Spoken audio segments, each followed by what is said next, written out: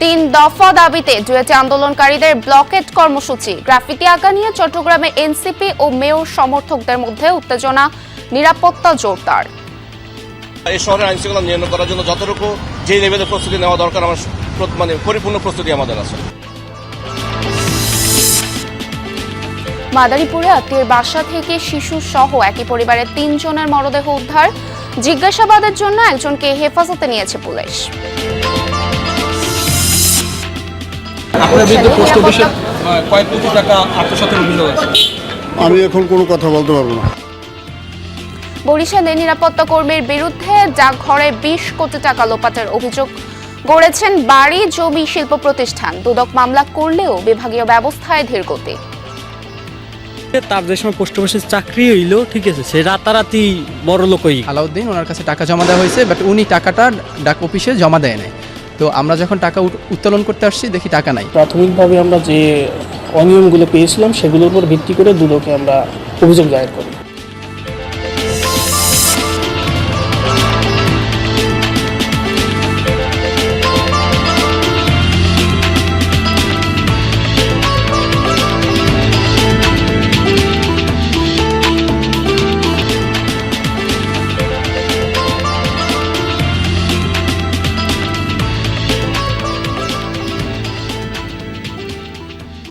আমন্ত্রণ সংবাদ সারা দেশে, আপনাদের সঙ্গে আছি আমি স্নিগ্ধ পুরবী। এতক্ষণ শিরোনাম দেখছিলেন, এবারে বিস্তারিত। গাজীপুরে ঢাকা প্রকৌশল ও প্রযুক্তি বিশ্ববিদ্যালয় ডুয়েটে নতুন ভিসি নিয়োগকে কেন্দ্র করে আন্দোলন অব্যাহত রয়েছে। ৩ দফা দাবিতে ব্লকেট কর্মসূচি পালন করছেন আন্দোলনরত শিক্ষার্থীরা। সকালে মূল ফটকে তালা ঝুলিয়ে দেন তারা। ব্লকেট কর্মসূচির কারণে বন্ধ রয়েছে বিশ্ববিদ্যালয়ের একাডেমিক ও প্রশাসনিক কার্যক্রম। আন্দোলনকারীদের ৩ দফা দাবির মধ্যে রয়েছে নতুন ভিসি নিয়োগ বাতিল করে ডুয়েটের শিক্ষকদের মধ্য থেকে কাউকে উপাচার্য নিয়োগ করতে হবে। রোববার সংঘর্ষে যারা আহত হয়েছেন তাদের উন্নত চিকিৎসার ব্যবস্থা করা ও হামলাকারীদের ছাত্রত্ব বাতিল করা। দাবি না মানা পর্যন্ত আন্দোলন চালিয়ে যাওয়ার ঘোষণা দিয়েছেন আন্দোলনরত শিক্ষার্থীরা। নতুন ভিসির যোগদান ঘিরে রোববার দফায় দফায় সংঘর্ষ হয়। উপাচার্যের নিয়োগ প্রত্যাখ্যান করে আন্দোলনে নামা শিক্ষার্থীদের অভিযোগ, ছাত্রদল বহিরাগতদের নিয়ে হামলা চালায়। অন্যদিকে ছাত্রদলের দাবি, ক্যাম্পাসকে অস্থিতিশীল করতে সাধারণ শিক্ষার্থীদের ব্যানারে সংঘাতময় পরিস্থিতি তৈরি করেছে শিবির।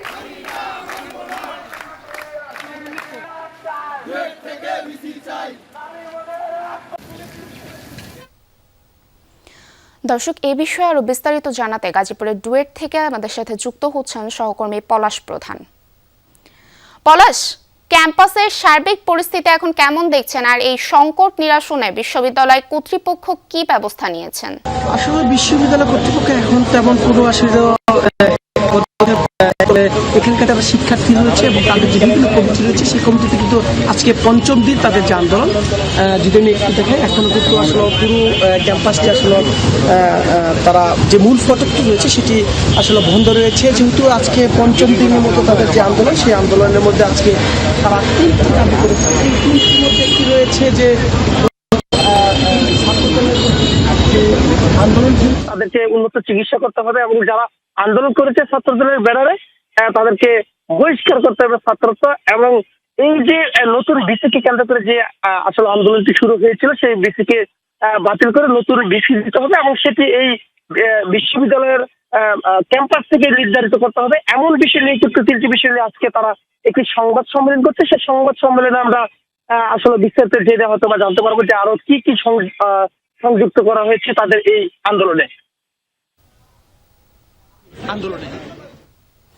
ধন্যবাদ আপনাকে। চট্টগ্রামে টাইগার পাস ফ্লাইওভারের নিচে গ্রাফিতি আঁকা নিয়ে এনসিপি ও মেয়রের পাল্টাপাল্টি কর্মসূচি ঘিরে তৈরি হয়েছে উত্তেজনা। দুপক্ষই সকাল 10টায় কর্মসূচি দেওয়ায় নগরীর দেওয়ানহাট থেকে জিইসি পর্যন্ত পুরো এলাকায় সভা সমাবেশ নিষিদ্ধ করে গণবিজ্ঞপ্তি জারি করে সিএমপি। অনাকাঙ্ক্ষিত ঘটনা এড়াতে নগরীর লালখান বাজার থেকে টাইগার পাস পর্যন্ত মোতায়েন করা হয়েছে পুলিশ ও র্যাব। এনসিপি নেতাকর্মীদের দাবি, ফ্লাইওভারের পিলারে আঁকা জুলাই গ্রাফিতি মুছে দিয়ে সিটি মেয়র তা বিজ্ঞাপনের জন্য লিজ দিতে চায়, তবে তা অস্বীকার করেছেন মেয়র। তার দাবি, পুনরায় অঙ্কন করতেই পুরনো গ্রাফিতি মুছে দেওয়া হয়েছে। এ ব্যাপারে জুলাই আন্দোলনে অংশ নেওয়া সকল অংশীজনের সাথে আলোচনা হয়েছে বলেও জানান মেয়র। এর আগে গতকাল রাতেও উভয় পক্ষ টাইগার পাস মোড়ে গ্রাফিতি আঁকাকে কেন্দ্র করে মুখোমুখি অবস্থান নেয়। আমাদের প্রস্তুতি আছে, আমরা এই শহরের আইন শৃঙ্খলা নিয়ন্ত্রণ করার জন্য যতটুকু যে লেভেলে প্রস্তুতি নেওয়া দরকার আমার পরিপূর্ণ প্রস্তুতি আমাদের আছে। মাদারীপুরে আত্মীয়র বাসা থেকে শিশু সহ একই পরিবারের ৩ জনের মরদেহ উদ্ধার করেছে পুলিশ। এ বিষয়ে আরো জানাতে সেখান থেকে যুক্ত হচ্ছেন আমাদের সহকর্মী প্রদ্যুৎ, এই ঘটনার ব্যাপারে নতুন কি কোনো তথ্য জানা গেল কিনা আমাদের জানাবেন। হ্যাঁ, এখানে পুলিশ সুপার সহ পুলিশ এবং আইন শৃঙ্খলা বাহিনীর একাধিক গুরুত্বপূর্ণ যারা কর্মকর্তা ছিলেন, জেলা প্রশাসন, উপজেলা প্রশাসনেরও আমরা কর্মকর্তাদের এখানে দেখেছি। অত্যন্ত হৃদয় বিদারক একটি ঘটনা, যেহেতু এখানে 3টি লাশ, একটি শিশু সহ 3 জনের লাশ উদ্ধারের ঘটনা ঘটেছে। এবং এখানে আমরা সর্বশেষ যেটি দেখতে পেয়েছি যে এখান থেকে যেই বাসায় আসলে এরা এসেছিল, চিন্ময় দাস সহ তার স্ত্রী বা তার সন্তান হিসাবে যাকে এখন পর্যন্ত জানা যাচ্ছে, সেই মিষ্টি বারৈকে কিন্তু ইতিমধ্যেই পুলিশ জিজ্ঞাসাবাদের জন্য তাদের হেফাজতে নিয়েছে।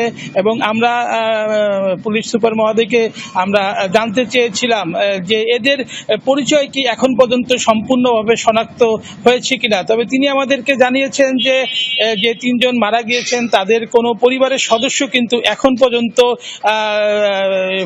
আইন শৃঙ্খলা বাহিনীর সাথে যোগাযোগ করেনি। ইতিমধ্যেই লাস্ট 3টি মাদারীপুর মর্গে নেওয়া হয়েছে এবং মাদারীপুর মর্গে নেওয়ার পর ময়নাতদন্তের কার্যক্রম কিন্তু প্রক্রিয়াধীন রয়েছে। এবং যেহেতু এখন পর্যন্ত স্বজনদের কেউই আইন শৃঙ্খলা বাহিনীর সাথে যোগাযোগ করেনি, সেজন্য কিন্তু সম্পূর্ণভাবে তাদের যেই ঠিকানা, সেই ঠিকানা নির্ধারণ করতে কিছুটা বেগ পেতে হচ্ছে। তবে এখানে সিআইডি সহ ক্রাইমের ইউনিটের বিভিন্ন যেই কার্যক্রম রয়েছে সেটি কিন্তু চলমান রয়েছে। এবং এখানে যে ফরেনসিক বিভাগ তারাও কিন্তু ইতিমধ্যেই ঘটনাস্থলে আসছেন বলে আমরা যেটি জানতে পেরেছি। এবং আমরা আইন শৃঙ্খলা বাহিনীর পক্ষ থেকে সর্বোচ্চ তৎপরতা কিন্তু আমরা দেখছি যে ঘটনাটির মূল উদ্ঘাটন, তারা রহস্য উদ্ঘাটন করার চেষ্টা করছে। ধন্যবাদ আপনাকে। হাম ও উপসর্গে থামছে না মৃত্যু। 24 ঘন্টায় সিলেটে 2 ও কুমিল্লায় প্রাণ গেছে আরও 1 শিশু। দর্শক, এ বিষয়ে আরো বিস্তারিত জানাতে কুমিল্লা থেকে যুক্ত হচ্ছেন সহকর্মী খোকন চৌধুরী। খোকন, আজও তো আরো একজনের মৃত্যুর খবর পাওয়া গেল, এত মৃত্যুর ঠিক কারণ কি এবং চিকিৎসকরা কি বলছেন? গতকাল যে শিশুটি মারা গেছে সেটি কুমিল্লা 14 গ্রাম উপজেলার বাসিন্দা, প্রবাসীর ছেলে। আসলে এই শিশুটি কিন্তু কুমিল্লা সহ ঢাকার বেশ কয়েকটি হাসপাতালে ঘুরেও কিন্তু আসলে আইসিইউর ব্যবস্থা না পেয়ে কিন্তু শিশুটি পরবর্তীতে মৃত্যুবরণ করেছে, যেটি জেলা সিভিল সার্জন আজকে আমাদেরকে জানিয়েছেন। তো কুমিল্লায় কিন্তু আসলে সময়ের সঙ্গে পাল্লা দিয়ে কিন্তু হামরোবেলার যে সংক্রমণ সেটি কিন্তু বেড়েই চলেছে। প্রতিদিন 30-35 জন করে কিন্তু রোগী আসছে এবং ভর্তি হচ্ছে। এ নিয়ে কুমিল্লায় 1243 জন কিন্তু উপসর্গ নিয়ে হসপিটালে ভর্তি হয়েছে। এর মধ্যে 1103 জন ছাড়পত্র পেয়েছেন এবং 140 জন এখনও কিন্তু চিকিৎসাধীন রয়েছেন। তো এই হামরোবেলার আক্রান্তের রোগীর সংখ্যা কিন্তু বাড়ার সাথে সাথে হাসপাতালের যে সুবিধা, আসলে এখানে কিন্তু পর্যাপ্ত বেড না থাকায় আসলে ফ্লোরে থেকেও চিকিৎসা নিচ্ছেন এবং এখানে কিন্তু চিকিৎসা সরঞ্জামেরও বেশ ঘাটতি রয়েছে। আমরা বিশেষ করে যারা রোগীর স্বজন রয়েছেন তাদের সঙ্গে কথা বলে জেনেছি তারা অনেক ক্ষেত্রে চিকিৎসা সেবা পেলেও যে ওষুধপত্র সরঞ্জামাদি সেগুলো কিন্তু তাদেরকে বাহির থেকে কিনা হচ্ছে, ফলে চরম দুর্ভোগে পড়েছেন যারা একেবারে গ্রাম অঞ্চল থেকে সরকারি হাসপাতালে চিকিৎসা নিতে এসেছেন। পরবী, ধন্যবাদ আপনাকে। সরকারি ডাকঘরে জমা রাখা মানুষের কষ্টার্জিত সঞ্চয়, সে অর্থই যদি লোপাট করে ডাক বিভাগের সামান্য নিরাপত্তা কর্মী, তাহলে পুরো ব্যবস্থাপনা নিয়েই উঠবে প্রশ্ন। বরিশাল প্রধান ডাকঘরের আর্মগার্ড আলাউদ্দিনের বিরুদ্ধে উঠেছে প্রায় 20 কোটি টাকা আত্মসাতের অভিযোগ। লুট করা অর্থে গড়ে তুলেছেন বাড়ি, জমি আর শিল্প প্রতিষ্ঠান। তার বিরুদ্ধে ভুয়া কাগজপত্রে ব্যাংক থেকে ঋণ নেওয়ার অভিযোগও রয়েছে। দুদক মামলা করলেও বিভাগীয় ব্যবস্থায় কেন ধীর গতি, সেই অনুসন্ধান করেছেন সহকর্মী কাউসার হোসেন। দিনমজুর আলাউদ্দিনের ডাক বিভাগে চাকরি হয় 2001 সালে। অভিযোগ রয়েছে চাকরিতে যোগ দেওয়ার কয়েক বছরের মধ্যেই বদলে যেতে থাকে তার আর্থিক অবস্থা। কুড়ে ঘরের জায়গায় তৈরি করেন দোতলা বাড়ি, চলছে আরও একটি বহুতল ভবনের নির্মাণ কাজ। কিনেছেন একরের পর একর জমি। সরকারি কর্মচারী হয়েও নিজের নামে গড়ে তুলেছেন বন্ধু অ্যাগ্রো ফুড অ্যান্ড বেভারেজ ও বন্ধু কেমিক্যাল ইন্ডাস্ট্রিজ নামে দুটি প্রতিষ্ঠান। সেখানে ব্যবস্থাপনা পরিচালক হিসেবে দায়িত্ব দিয়েছেন স্বাস্থ্য বিভাগে কর্মরত বড় ছেলে হাসান মাহমুদ রাব্বিকে। তার সেই সময় কিচ্ছু ছিল না। পরবর্তীতে তার যে সময় পোস্ট অফিসে চাকরি হইলো, ঠিক আছে, সে রাতারাতি বড় লোক হয়ে গেছে। সবাই বলতেছে আলাউদ্দিনের চেরাক পাইছে। এই অবস্থা ডে বাই ডে দেখতাম পরিবর্তন। বন্ধু ফুড অ্যান্ড বেভারেজ নামে একটা প্রতিষ্ঠান আমাদের বরিশালে আছে। এটা খাদ্যপণ্য সহ কয়েকটি প্রোডাক্ট এরা তৈরি করে। তো এটার মালিক হলো জনাব আলাউদ্দিন শিকদার। হঠাৎ বিপুল সম্পদের উৎস খুঁজতে গিয়ে যমুনার অনুসন্ধানে উঠে আসে চাঞ্চল্যকর তথ্য। অভিযোগ আছে আওয়ামী লীগ সরকারের সময় প্রভাবশালীদের সঙ্গে সখ্যতা গড়ে তোলেন আলাউদ্দিন। সেই প্রভাব কাজে লাগিয়ে হন পোস্টম্যান ও ডাক কর্মচারী ইউনিয়নের সাধারণ সম্পাদক। এরপর তার নজর পড়ে শের-ই বাংলা মেডিকেল কলেজ শাখা পোস্ট অফিসে। অভিযোগ সেখান থেকেই প্রায় 20 কোটি টাকা আত্মসাৎ করেন আলাউদ্দিন। 20 লাখ টাকা রাখার পরে সে আমাকে ছোট্ট একটা চিরকুট দেয়। চিরকুট দেওয়ার পরে বলে যে তুমি সামনের মাসে এসে তুমি বই নিয়ে যাও, কিন্তু সে বই আর আমাকে দেয় না। আলাউদ্দিন ওনার কাছে টাকা জমা দেওয়া হয়েছে, বাট উনি টাকাটা ডাক অফিসে জমা দেয় নাই। তো আমরা যখন টাকা উত্তোলন করতে আসছি দেখি টাকা নাই। 9,50,000 টাকার মতো ওই যে আলাউদ্দিনের কাছে। তারপর সে টাকা এখানে জমা না দিয়া টাকাটা সে আত্মসাৎ করছে। আমরা রাজি ছিলাম না। আমরা কেন্দ্রিক এগুলো এটা আসলে তো কামাল, এই কামাল সরাইয়া করে কেমন করিয়া ও আইছে। অর্থ আত্মসাতের ঘটনায় এরই মধ্যে মামলা করেছে দুদক। তবে অভিযুক্ত আলাউদ্দিনের বিরুদ্ধে বিভাগীয় ব্যবস্থা নিতে ডাক বিভাগের ধীর গতি নিয়ে প্রশ্ন উঠেছে। প্রাথমিকভাবে আমরা যে অনিয়মগুলো পেয়েছিলাম সেগুলোর উপর ভিত্তি করে দুদকে আমরা অভিযোগ দায়ের করি। তো সেটা দুদক কার্যালয়ে ওরা এটা নিয়ে কাজ করতেছে, ওরা একটা মামলার ইজাহারও দায়ের করছে। 3 বার ব্যক্তিগত শুনানির জন্য পত্র দেওয়া হলো, তিনি ব্যক্তিগত শুনানিতে আসেন নাই। এর প্রেক্ষিতে আমরা তদন্ত টিম গঠন করি এবং দ্বিতীয় অভিযোগনামা জারির প্রস্তুতি চলছে। এছাড়া অভিযোগ আছে স্ত্রী কোহিনুর বেগমের নামে ভুয়া কোম্পানির কাগজপত্র করে ইসলামী ব্যাংক থেকেও নিয়েছে প্রায় কোটি টাকার ঋণ। পরে ঋণ খেলাপি হওয়ায় মামলা করেছে ব্যাংক কর্তৃপক্ষ। মূল্যায়ন ছিল 70 লক্ষ টাকা, খেলাপি অনেক আগেই হয়ে গেছে। আমরা আইনি ব্যবস্থা নিয়েছি, মামলা 2টা করেছিলাম, আর বাকি যেটা আছে সেটা এখন চলমান। অভিযোগের বিষয়ে জানতে আলাউদ্দিনের সাথে যোগাযোগ করেও তাকে পাওয়া যায়নি। পরে শায়েস্তাবাদ উপ স্বাস্থ্যকেন্দ্রে গিয়ে কথা হয় তার ছেলে হাসান মাহমুদ রাব্বির সঙ্গে। আমি কিছু জানি না সে আদর নিয়েছে নাকি, সেটা সত্যতা যত প্রমাণ হয় এটা আপনার ডাকঘরে একটু আলাপ করতে হবে, প্রধান ডাকঘরে। নিজেকে রক্ষায় ঘনিষ্ঠ এক আইনজীবীর শরণাপন্ন হয়েছেন আলাউদ্দিন। এমন তথ্যের ভিত্তিতে বরিশাল আদালত চত্বরে পৌঁছে যমুনা টেলিভিশন। সেখানে আলাউদ্দিনকে পাওয়া গেলেও ক্যামেরার সামনে কোনো কথা বলতে রাজি হননি তিনি। আপনার বিরুদ্ধে পোস্ট অফিসের কয়েক কোটি টাকা আত্মসাতের অভিযোগ আছে। আমি এখন কোনো কথা বলতে পারবো না। গুঞ্জন রয়েছে দেশ ছেড়ে পালানোর পরিকল্পনাও করছেন আলাউদ্দিন। বরিশাল পাসপোর্ট অফিস থেকে পাওয়া এই নথি বলছে 2023 সালে নিজ নামে পাসপোর্ট করেছেন আলাউদ্দিন।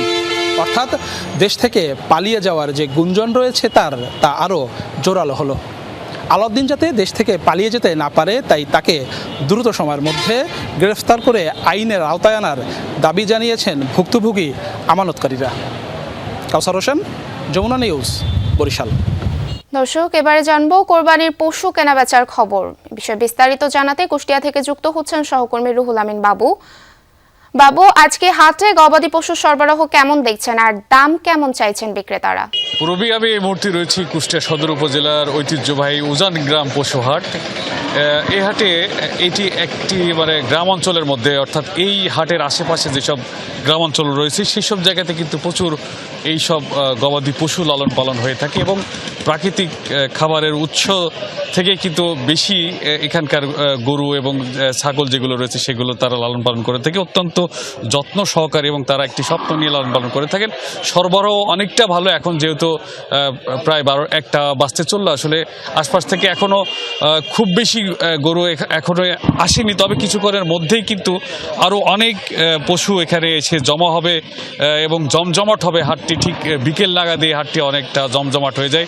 আমরা দাম দরের যে বিষয়গুলো দেখলাম সেটি হচ্ছে আসলে যেসব দেশাল গরু, অর্থাৎ এই অঞ্চলের ভাষায় যেটাকে বলে দেশি গরু বা দেশাল গরু যেটাকে বলা হয়, সেই গরুগুলোর চাহিদা কিন্তু অনেক বেশি বলে আমরা কিন্তু জানতে পারছি। এবং যারা বিক্রেতা রয়েছে তারা কিন্তু দামও হাঁকাচ্ছেন ঠিক সেইভাবেই। অর্থাৎ এই যে এখন যে গরুটি দেখতে পাচ্ছেন আমরা, এই গরুটির যদি একটু দাম জানতে চাই আপনার কাছ থেকে, এইটা কি আপনার গরু? আপনি কেমন দাম চাচ্ছেন? 1,45,000।